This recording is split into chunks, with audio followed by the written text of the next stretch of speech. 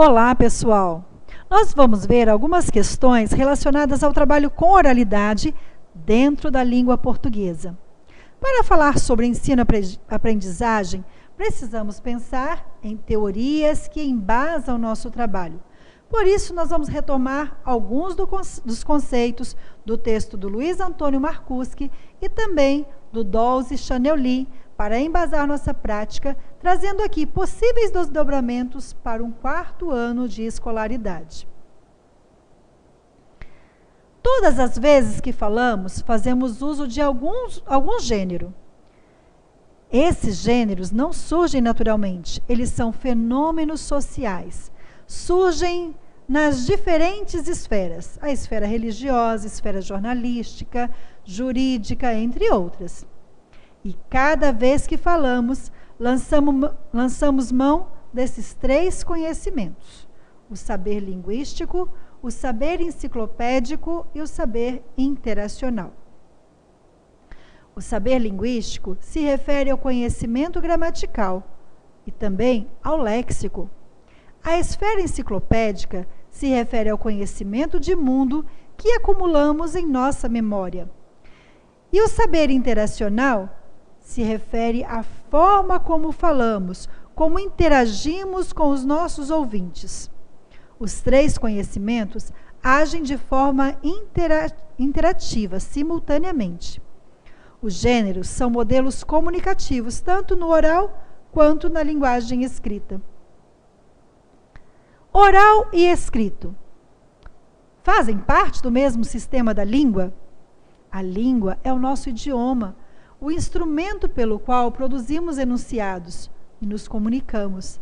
Assim, tanto no oral quanto no escrito, usamos a mesma língua, as mesmas regras gramaticais. Então, a resposta é sim, fazemos uso do mesmo sistema da língua. A escrita representa a fala? Não, a escrita não representa a fala. A escrita e a oralidade são sistemas diferentes. Na oralidade, usamos recursos como gestos, tom de voz, expressão facial, direcionamento do nosso olhar, enquanto na escrita temos outros recursos como a pontuação, paragrafação, uso de letras maiúsculas. Mesmo sendo sistemas diferentes, eles se complementam. Esse gráfico mostra como é mesclado a fala e a escrita. Há gêneros que sua produção foi concebida no oral e outros que a sua foi concebida no escrito. Origem oral e origem escrita. Observe a letra A. Temos o caso de gêneros que a sua origem foi produzida na oralidade e a sua recepção também na oralidade, como é o caso da conversa espontânea.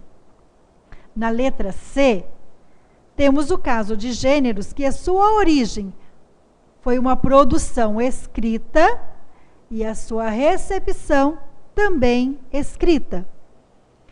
Como exemplo, o texto científico. Na letra D, nós temos uma concepção mista. A escrita foi concebida, a recepção desse gênero foi escrita e esses gêneros são recebidos, são recepcionados no sonoro, como é o caso da notícia televisiva. Já na letra B, nós temos um outro caso de modo misto, onde o gênero é concebido no oral e ele é recebido no gráfico, no escrito, como a entrevista publicada em uma revista. A linguagem oral e a escrita se complementam. Em uma mesma sociedade moderna como a nossa, quase não temos oralidade pura. Nesse momento, por exemplo, eu estou fazendo uso da modalidade oral e complementando com a modalidade escrita no slide. Tanto oral quanto na escrita, nós temos a linguagem formal ou a informal. O que define se a minha linguagem vai ser formal ou informal? O que define é o próprio gênero. Como esse gênero se constitui? Eles se constituem de acordo com a necessidade que surge nas esferas sociais, dentro dos domínios discursivos. O que determina a minha forma de falar, a linguagem usada, é esse enquadramento, essa adaptação, essa adequação a uma situação, a uma necessidade comunicativa. Há modelos criados pela sociedade por grupos de pessoas, e esses modelos, eles delimitam, eles determinam a produção. Esses são os gêneros selecionados no nosso currículo de língua portuguesa dentro da rede municipal de Limeira. O debate regrado, a exposição oral, o relato oral de experiência e também a entrevista. O problema é saber como articular essas diferentes formas de linguagem à aprendizagem dos alunos. Mas para refletirmos sobre isso, vamos pensar em apenas um desses gêneros. Professora Silvani, diante da proposta dos gêneros para o 4º ano, como poderíamos fazer um desdobramento dentro dessa proposta, usando apenas um dos gêneros?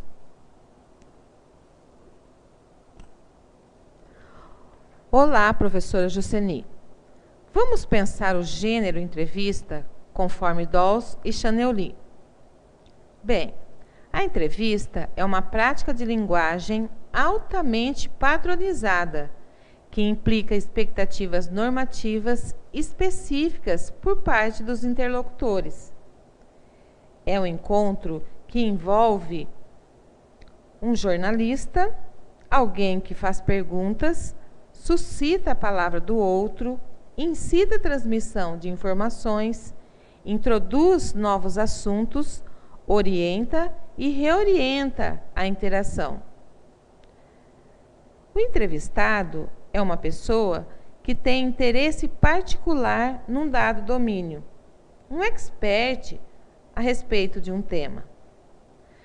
3 dimensões ensináveis deste gênero: o papel do entrevistador, a estrutura do gênero entrevista, contemplando a abertura, fase de questionamento e o fechamento, a regulação local, contemplando formulação de questões, utilização.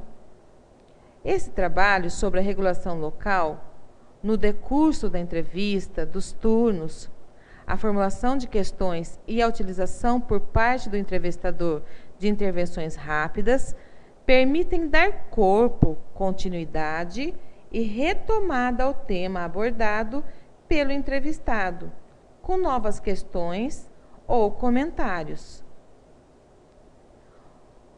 O gênero entrevista apresenta uma relativa simplicidade do ponto de vista contextual e da marcação dos papéis, propiciando ao aluno o aprendizado e interiorizando o papel social para si e aos parceiros, ou seja, facilita o acesso a outros gêneros e constitui, do nosso ponto de vista, um lugar que permite um distanciamento do aluno, movimentando-se no contexto de uma emissão, enfatizando o fictício da entrevista, onde o aluno aprende a tratar e a interiorizar um papel social para si próprio e aos demais. Esse é um esquema apresentado por Dawes e Chanelly para nos orientar na sala de aula dentro de uma sequência didática.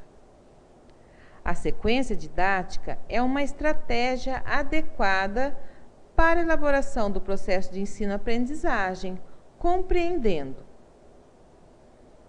a apresentação da situação. Essa etapa é crucial, pois é aqui que serão definidos o contexto, a forma e conteúdo do gênero a ser estudado e produzido, envolvendo 2 ações. A primeira refere-se à situação de comunicação e à escolha do gênero, E a segunda diz respeito aos conteúdos a serem trabalhados. Para ajudar na preparação da primeira ação, são apresentadas 4 questões que devem necessariamente serem respondidas. Qual é o gênero que será abordado? A quem se dirige a produção? Que forma assumirá a produção?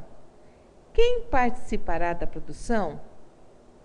A segunda dimensão refere-se ao tema e possíveis subtemas que serão abordados. Na produção inicial, os alunos farão uma produção oral ou escrita, dependendo do gênero que será trabalhado. Essa produção tem uma dupla importância. Para os alunos, será o momento de compreender o quanto sabem do gênero e do assunto a serem estudados, e ainda se entenderam a situação de comunicação a qual terão de responder. Para os professores, tem o papel de análise, o papel de analisar o que os alunos já sabem, identificar os problemas linguísticos do gênero que deverão ser enfocados e definir a sequência didática. Nos módulos, a quantidade e conteúdo de ensino devem ser definidos de acordo com as informações colhidas pelo professor da primeira produção dos alunos. Cada módulo deve contemplar problemas específicos do gênero em questão, a fim de garantir melhora dos alunos na compreensão e uso da expressão oral ou escrita estudada. Professora Juceni, você poderia sugerir algum movimento no trabalho com os módulos? Bem, Silvani, a sequência didática é essa sequência de atividades planejada para pensarmos em um conteúdo determinado, etapa por etapa. O Dawes e Chaneuli apresentam possibilidades para organizar esse trabalho em módulos. Esse momento do trabalho com módulos é o momento para se trabalhar os problemas que foram detectados lá na primeira produção do aluno. O professor poderá fazer o número de módulos que for necessário, mas ele precisa contextualizar a sua entrevista. Ela deverá estar dentro de um projeto maior, relacionando a um tema específico que estará sendo estudado na classe. Poderá ser um tema interdisciplinar. Os módulos poderão ser de apropriação do conteúdo, num primeiro momento de leitura de textos, de vídeos para repertoriar. Não podemos entrevistar alguém sem termos um conhecimento prévio sobre o assunto. Os módulos intermediários poderão ser direcionados à análise linguística. Como fazer uma análise linguística de uma entrevista? Para fazer essa análise, é preciso ouvir e ler algumas delas. Observar como é o procedimento do entrevistador. Por exemplo, ele abre e fecha a entrevista, faz perguntas, introduz novos assuntos. É como um jogo de papéis.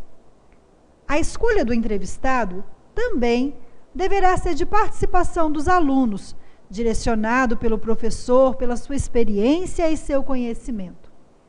O módulo poderá ser organizado para formular as perguntas para que a entrevista já seja estruturada antes da entrevista. Os últimos módulos poderão estar a serviço da produção do gênero em si. Dessa maneira, a sequência didática estaria voltada para a apropriação dos conteúdos, que seria a leitura para o repertório, a apropriação das características do gênero e a produção final. No final, o trabalho deverá ser avaliado tanto pelo professor como também para os alunos da classe. Então, essa produção final seria o próprio momento da entrevista com o entrevistado previamente escolhido? Exatamente. Obrigada, professora Juceni. As sequências devem funcionar como exemplos à disposição dos professores. Elas assumirão seu papel pleno se os conduzirem, através de formação inicial ou contínua, a elaborar por conta própria outras sequências. Obrigada a todos os professores, desejamos a vocês um excelente trabalho. Abraços a todos.